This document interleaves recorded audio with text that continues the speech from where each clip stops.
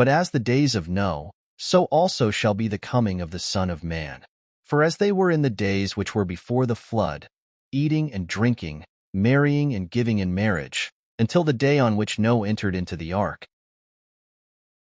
Dear pastors and Christians around the globe, do you understand that the building of Noah's Ark serves as a good example for all the generations, so that people may understand that before someone starts preaching or lead people to Jesus, he must first receive the authority from Jesus? One cannot work in a company without an agreement between him and the owner of that company. This earth belongs to God, and all the people were created by God. One must not stand up on his own and lead people to God without the permission from God. Let's fear God. Noah's Ark saved those who entered in it because Noah was called and commissioned by God to build that ark. But later, in Genesis chapter 11, people rose up on their own and built the Tower of Babel in order to reach the heavens. And God was upset because he did not authorize someone to do that. If you build a church without the permission from God, God will never recognize it, and your church will be divided, whether you like it or not. It's a sign that you are building your own Tower of Babel to reach the heavens, as in Genesis 11. God does not recognize volunteers. That is why God confounded their languages and scattered them in Genesis chapter 11. In every generation, God himself called and commissioned one man to bring his people back to him.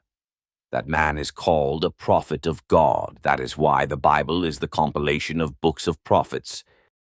Like in Genesis 11, the Jews without the authority from God tried to build a great religion, lead people to God. It was a spiritual Tower of Babel because God did not ask them to do that. They were divided into different religious groups because of the different understanding of scriptures. There were Pharisees, the Sadducees, the Zealots, the Hellenists, the Herodians, the Essenes. They were all scattered. But God called John the Baptist and authorized him to build the spiritual ark. And like Noah, those who believed the message of John the Baptist were saved.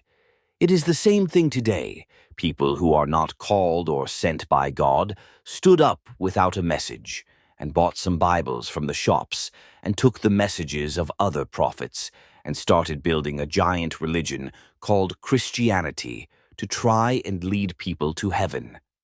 God does not recognize volunteers, and like in Genesis 11, God have allowed divisions.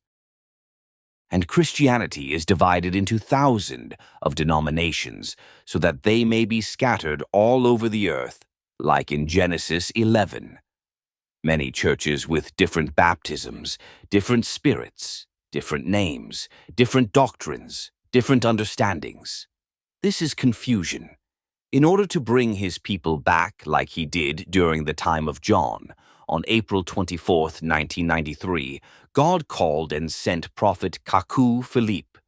Prophet Kaku Philippe is preaching restitution to bring people back to God.